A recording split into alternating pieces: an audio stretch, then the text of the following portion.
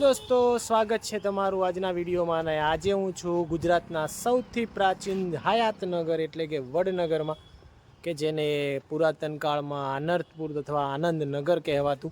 आज हूँ छू वडनगर में के जे गुजरातनु सौथी जूनू हयातनगर है।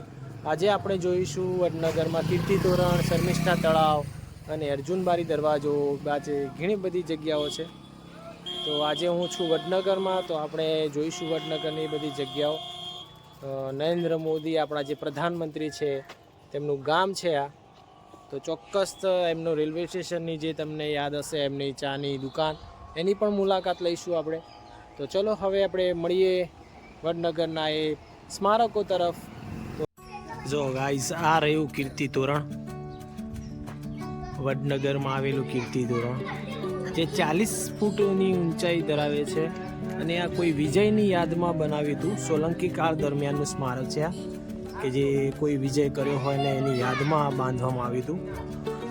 જો કોતરણી કામ જેટલું બી સોલંકી કાળના જેટલા બી સ્મારકો તમે જોશો એ બધામાં કોતરણી કામ તમને અવ્વલ દરજાનું મળશે। એ કાળ દરમિયાન કોઈ વિજયની યાદમાં આ તોરણ બાંધવામાં આવ્યું હતું।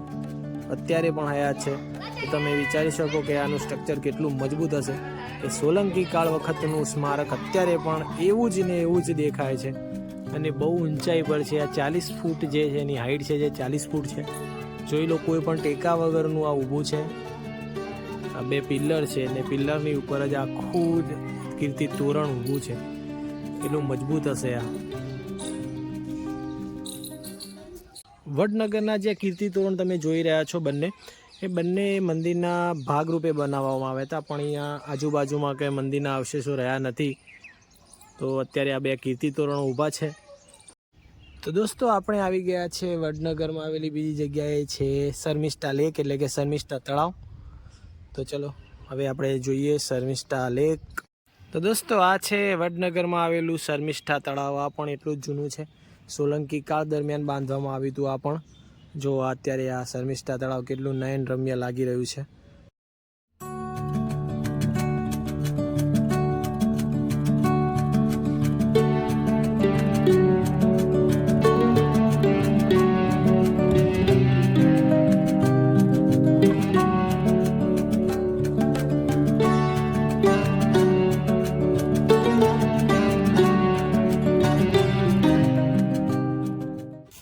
तो दोस्तों आ छे अर्जणबारी दरवाजो। तमने जोवामां तो पाटणना दरवाजा जेवो ज लागतो हशे। कॉपी टू कॉपी पाटणना दरवाजानी सेम टू सेम स्टाइल छे। आ छे वडनगरमां आवेलो अर्जण दरवाजो, के जे शर्मिष्ठा तळावनी एक्ઝેક્ટ बाजुमां ज आवेलो छे। आ पण सोलंकी काळ दरमियान ज बांधवामां आवेलो हतो। अने आ छे अर्जणबारी दरवाजो। अने आ वडनगर आपणा माननीय वडाप्रधान नरेंद्र मोदीश्रीनुं वतन पण छे, एमनुं गाम छे। तो दोस्तों आ अर्जणबारी दरवाजा पर एक शिलालेख आवेलो छे, जे खूब ज पौराणिक छे। जोई लो, आ शिलालेख छे अर्जणबारी दरवाजा पर आवेलो शिलालेख। तो दोस्तों आ छे वडनगरमां आवेલું आर्ट गैलरी, અને આ છે ટિકિટનો દર। જો તમે આર્ટ ગેલેરી જોવા આવો છો તો ટિકિટનો દર આટલો છે। તો જોઈ લો, ચલો હવે આપણે જઈએ આર્ટ ગેલેરીમાં।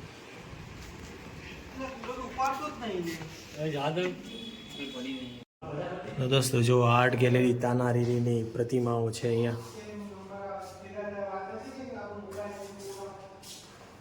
आर्ट गैलरी में आपणे हवे प्रवेशीए।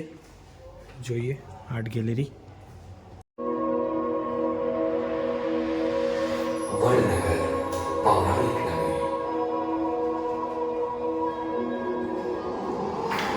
भारतना पुराण साहित्य, जैन ग्रंथों અને તામ્રપત્રોમાં વડનગરનો ઉલ્લેખ જુદા જુદા નામે જોવા મળે છે। ભારતની આ પ્રસિદ્ધ પૌરાણિક નગરી સતયુગમાં ચમત્કારપુર, ત્રેતાયુગમાં આનર્તપુર, દ્વાપરયુગમાં આનંદપુર અને કળિયુગમાં વૃદ્ધનગર તરીકે ઓળખાતી હતી। સ્કંદપુરાણના નાટકમાં વડનગરને ચમત્કારપુર તરીકે ઓળખવામાં આવ્યું છે। નાગરખંડમાં વર્ણવેલી કથા મુજબ આનંદ પ્રદેશનો રાજા ચમત્કાર એકવાર મૃગનો શિકાર કરતા મરતી મૃગલીના શાપથી કોઢગ્રસ્ત બન્યો.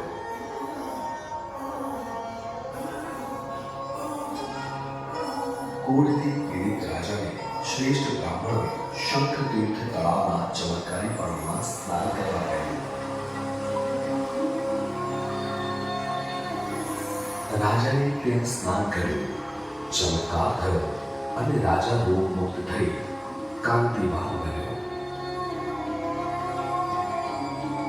રાજાએ પોતાનું રાજ્ય અને વૈભવ બ્રાહ્મણોને આપવાની તૈયારી બતાવી, પરંતુ જ્ઞાની બ્રાહ્મણોએ સુરક્ષિત નિવાસ થઈ શકે એવા એક ભવ્ય નગરનું નિર્માણ કરવા માટે રાજાને કહ્યું. ચમત્કાર રાજાએ એક મોટું નગર બનાવ્યું, જે चमत्कार टोकना नामे प्रसिद्ध थे. यह हाटकेश्वर महादेव मंदिर है। हाटक मतलब सोना होता है, संस्कृत में सोने को हाटक कहा जाता है। हाटकेश्वर नाम इसीलिए पड़ा क्योंकि शिवलिंग जो है वो सोने की थी, तो हो सकता है ब्रह्मा के द्वारा इसकी स्थापना की गई होगी या फिर यहाँ राजा होकर के उनके द्वारा स्थापना की गई होगी, लेकिन बार बार आक्रमणों के कारण ये तो नाबूद हो गया। अभी जो शिवलिंग वहाँ स्थापित है ये किसने स्थापित किया, इतिहास में किसी का नाम सामने नहीं आया है। और वडुनगर नाम से भी इसे जाना जाता है क्योंकि यहाँ विद्या वृद्धा, ज्ञान वृद्धा, धर्म वृद्धा से महान व्यक्तियों का ये निवास स्थान रह चुका है। इसलिए इसे सोलंकी काल में सिद्धराज जयसिंह राजा और कुमारपाल राजा इनका शासनकाल था। वडनगर के चारों तरफ जो कोट बना हुआ है और 6 दरवाजे ये कुमारपाल राजा द्वारा बनाए गए थे नगरवासियों की सुरक्षा के लिए। यहाँ बौद्ध धर्म का भी बहुत ज्यादा प्रचार प्रसार रहा है। मुख्य केंद्र माना जाता है वडनगर को बौद्ध धर्म का। 1000 से भी ज्यादा बौद्ध भिक्षुक यहाँ पाए जाते थे जो अपने ज्ञान का प्रचार प्रसार करते थे। 640 में एक युआन शॉन्ग नाम के चीनी यहाँ पर आकर गए थे। उस वक्त अपने वडनगर का नाम आनंदपुर था। यहाँ के लोग बहुत ज़्यादा समृद्ध थे। जब वो यहाँ आकर गए तो बहुत प्रभावित हुए क्योंकि यहाँ के लोग, यहाँ के बच्चे, छोटे बच्चे जो थे वो सोने के खिलौनों से खेला करते थे और कोई राजा उस वक्त यहाँ पर नहीं था। वो बहुत ज़्यादा प्रभावित हुए और उन्होंने अपनी लैंग्वेज में अनंतकुलो इस प्रकार से एक किताब लिखी जिसका उल्लेख वडनगर का उल्लेख उसमें किया गया है। ये जैन आचार्य हेमचंद्र सूरी है। सिद्धराज जयसिंह राजा जो थे वो गुजरात को समृद्ध बनाना चाहते थे, कला में, साहित्य में, संगीत में, हर तरीके से। तो उन्होंने एक संस्कृत प्राकृत भाषा के व्याकरण में ग्रंथ का निर्माण करने के लिए कहा और जैन आचार्य हेमचंद्र सूरी जो है इन्होंने केवल 1 वर्ष में उस ग्रंथ को कंप्लीट किया। राजा बहुत खुश हो गए। उस ग्रंथ को हाथी के माथे पर रख के पूरी नगरी में घुमाया गया था और इन्हें कलिका सर्वज्ञ नाम से नवाजा गया था। ये तारंगा में जो जैन विरासत बना हुआ है ये कुमारपाल राजा द्वारा बनाया गया है। कीर्ति तोरण बहुत सुंदर कलाकृति सोलंकी काल में निर्माण किया गया है। बहुत सुंदर कलाकृति की गई है। नीचे जो है वो कमल का फूल है जो उल्टा रखा हुआ है, ये गज है। बहुत सुंदर कलाकृति है। इसे गज तोरण कहा जाता है। ऊपर शिव भगवान है, एक तरफ कार्तिक, एक तरफ गणेशा है। ये 40 फुट ऊंचा है। इंटरलॉक सिस्टम से इसे खड़ा किया गया है। दिल्ली सल्तनत का आक्रमण हुआ, पूरे गुजरात पर हुआ, धीरे धीरे वडनगर पर हुआ। यहाँ के लोगों को मारा गया, लूटा गया, हत्या कर दी गई। 1304 में पूरे गुजरात पर उन्होंने कब्जा कर लिया। 1411 में सुल्तान अहमद शाह जो थे उन्होंने अहमदाबाद को राजधानी बना दी। उसके पहले पाटन थी। फिर धीरे धीरे यहाँ मुस्लिम शासन चालू हुआ, लोग रहने लगे, व्यापार धंधे में वृद्धि होने लगी। अभी थोड़ी चमक आई ही थी कि 16वीं सदी में चित्तौड़ के महाराणा संग्राम सिंह जो थे उन्होंने आक्रमण किया। इस प्रकार से वडनगर पर बार बार आक्रमण होते रहे। वडनगर बनता और बिगड़ता रहा।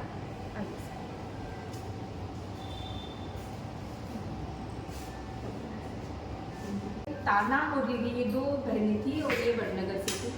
जो नरसिंह मेहता है गुजरात के बड़े कवि, उनकी बेटी कुंवरबा की बेटी शर्मिष्ठा और शर्मिष्ठा की 2 बेटियां थी ताना और रीवी। तो मल्हार राग काफ़ी अच्छे से गाती थी। मल्हार राग गाने से बारिश होती है और दीपक राग गाने से दीप प्रज्वलित होते हैं, लेकिन उसके साथ ही शरीर के अंदर एक प्रकार की अग्नि भी निर्माण हो जाती है। तो अकबर राजा के दरबार में 9 रत्न थे, उनमें से एक थे तानसेन और वो दीपक राग गाते थे। नॉर्मली रोज रोज नहीं गाते थे, लेकिन राजा के फोर्स करने पे गाना पड़ा और राग गाते ही दीप प्रज्वलित हुए। उसके साथ ही उनके शरीर के अंदर एक प्रकार की अग्नि निर्माण हो गई। उस अग्नि को शांत करने के लिए चाहिए था कोई मल्हार राग गाने वाला व्यक्ति। उसकी खोज में वो निकल पड़े। घूमते घूमते घूमते वडनगर आ पहुँचे। रात हुई, शर्मिष्ठा के किनारे रुके। सुबह जब हुई तो यहाँ कुछ स्त्रियाँ इन गाँव की पानी भरने, उनने ये 2 बहनें भी थी। तो ये मटके में पानी भरती थी, फिर से तालाब में पानी डालती थी, फिर से भरती थी। इस प्रकार से मल्हार राग निर्माण कर रही थी और दूर बैठे तानसेन वो देख रहे थे। उन्हें मालूम पड़ा ये तो मल्हार राग है जिस राग की उन्हें ज़रूरत थी। फिर उन्हें जो पीड़ा हो रही थी, जो व्यथा थी, उन्होंने दोनों बहनों के सामने व्यक्त की। ये दोनों बहनें अपने माता पिता से परमिशन लेकर आए। हाटकेश्वर महादेव मंदिर में ये राग गाया गया। राग गाते ही बारिश हुई, उस बारिश में तानसेन भीग गए। उनके शरीर की जो अग्नि थी वो शांत हो गई। अब वापस वो अकबर राजा के दरबार में जाने निकले तो दोनों बहनों ने उनसे वचन ले लिया कि आप ये बात राजा से मत कहिएगा। वो वचन लेकर चले गए, लेकिन वहाँ पहुँचने के बाद वो तो राजा थे, उनके पूछने पे बताना ही पड़ा। और जब वो राजा को बता रहे थे तो राजा के 2 पुत्र थे, उन्होंने ये बात सुन ली और वो वडनगर आ गए दोनों बहनों को लेने के लिए। यहाँ आए, रात हुई, शर्मिष्ठा के किनारे रुके। सुबह जब हुई तो वहाँ फिर से गांव की स्त्रियाँ आई, ये दोनों भी बहनें आई, तो वो दोनों इन्हें ज़बरदस्ती करके ले जाना चाहते थे। वो चीखी चिल्लाई, यहाँ की पब्लिक सब इकट्ठा हुई और दोनों भी राजकुंवर को मार दिया गया। अब ये बात राजा को मालूम पड़ी, मेरे पुत्र गए थे उन्हें तो मार दिया गया। वो बड़े क्रोधित हो गए, उन्होंने यहाँ सैन्य भेज दिया, कुछ भी करो तानागिरी को लेकर आओ। यहाँ सैन्य आया, मार धाड़ हुई और दोनों बहनों को पकड़ के ले जाने लगे। यहाँ से 1-1.5 किलोमीटर की दूरी पे महाकालेश्वर मंदिर है। वहाँ तक जाते जाते वो 2 बहनों को नहीं जाना था, क्योंकि वो तो एक नागर ब्राह्मण थी और दूसरी स्त्रियाँ थी, तो एक धर्म की बात थी, इसलिए उन्हें नहीं जाना था। उनके हाथ में बेटी थी, उसमें जहर था, वो उन्होंने वहीं पर खा लिया और उनका मृत्यु हो गया। तो वहाँ पर उनके स्मारक, पहले छोटे छोटे थे, अभी तो काफ़ी सुंदर गार्डन और उनके स्मारक बने हुए हैं।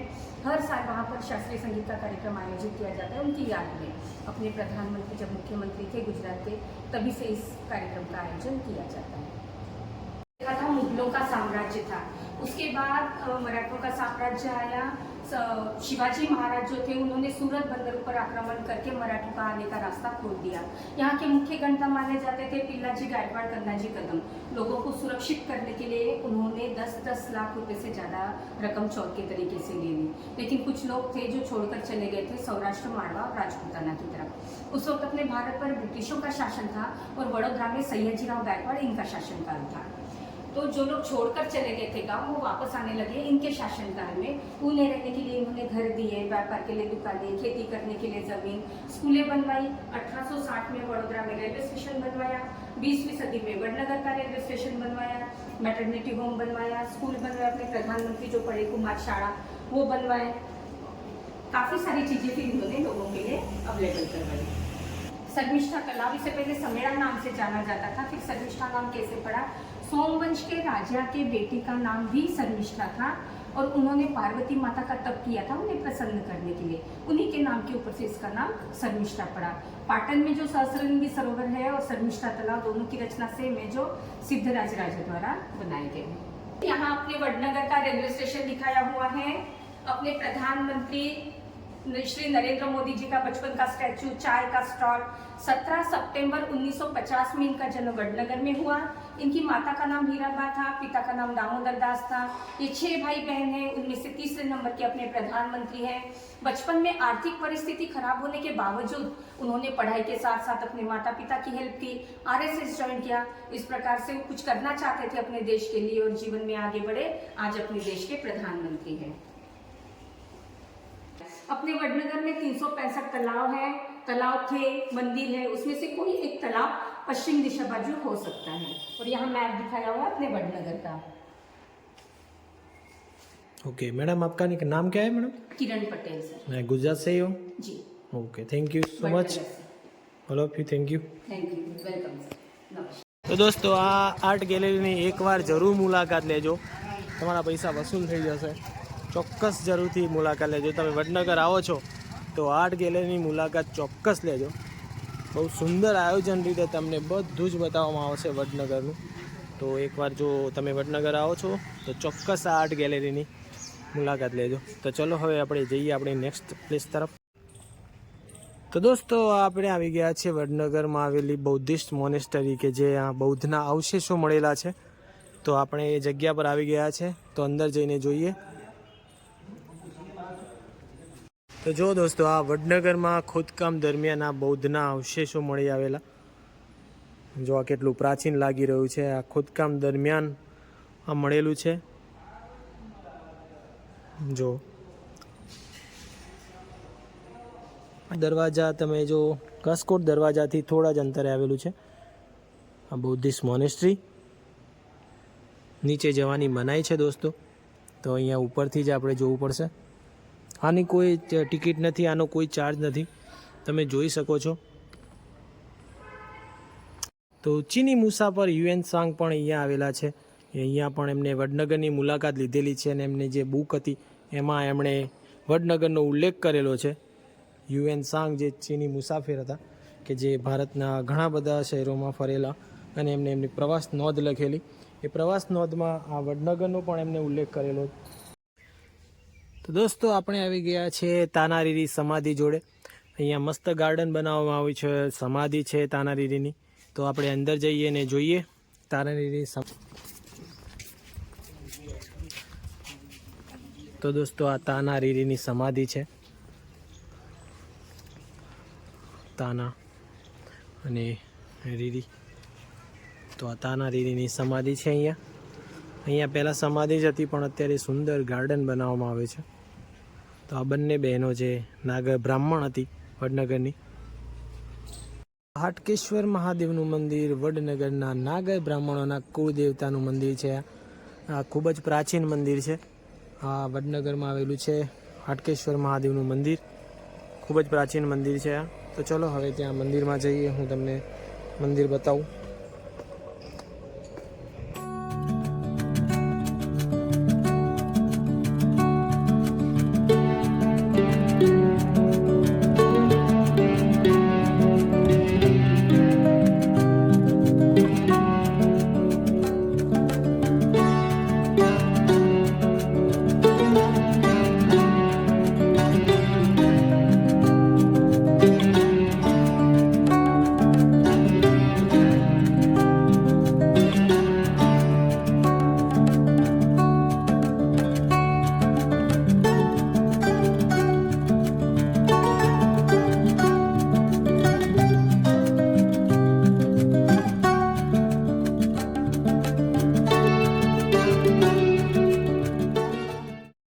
જો ગાઈઝ આ મંદિર પણ ઘણું પ્રાચીન મંદિર છે. અત્યારે રિનોવેશનનું કામ ચાલી રહ્યું છે. ખૂબ જ સ્વચ્છ અને પ્રાચીન મંદિર છે. આ નાગર બ્રાહ્મણોના કુળદેવતા હાટકેશ્વર મહાદેવનું મંદિર વડનગરમાં આવેલું આ. તો દોસ્તો આ છે વડનગર રેલવે સ્ટેશન કે જ્યાં આપણા વડાપ્રધાન શ્રી નરેન્દ્ર મોદીજી ચા વેચતા. તો ચલો હવે એ રેલવે સ્ટેશનમાં જઈએ, ત્યાં એમની ચાની દુકાન જોઈએ. હું તમને બતાવું એમની ચાની દુકાન. જો ઘણું ડેવલપ છે રેલવે સ્ટેશન. તો દોસ્તો આ રહી એ ચાની દુકાન, એ ચાની કિટલી કે જ્યાં આપણા વડાપ્રધાન શ્રી ચા વેચતા. આ એ જ દુકાન છે, જોઈ લો. આ વડનગરના રેલવે સ્ટેશન પર આવેલી આ દુકાન. આ આપણા વડાપ્રધાન શ્રી નરેન્દ્ર મોદી સાહેબની ચાની દુકાન. એમના પિતાજીને બંને અહીંયા ચા વેચતા. જોઈ લો અત્યારે આ રિનોવેશનનું કામકાજ ચાલુ છે અહીંયા સ્ટેશન પર. આ છે આ ચાની કિટલી. તો દોસ્તો બસ આજના વિડીયોમાં બસ આટલું જ. તમને આ વિડીયો કેવો લાગ્યો જરૂરથી કોમેન્ટમાં જણાવજો. અને મારી ચેનલને જો લાઇક શેર અને સબસ્ક્રાઈબ ના કરી હોય તો જરૂરથી કરી લેજો, કારણ કે હું તમારા માટે લઈને આવીશ આવા જ અવનવા વિડીયો. જે હિસ્ટોરિકલ પ્લેસ છે, જે અનનોન છે, તો હું તમારા માટે લઈને આવીશ પૂરી ડિટેલ સાથે. તો હવે મળીશું આવતા વિડીયોમાં નવી જગ્યાએ, નવા પ્લેસમાં, નવી હિસ્ટ્રી સાથે. ત્યાં સુધી તમારું ધ્યાન રાખજો. જય જય ગરવી ગુજરાત.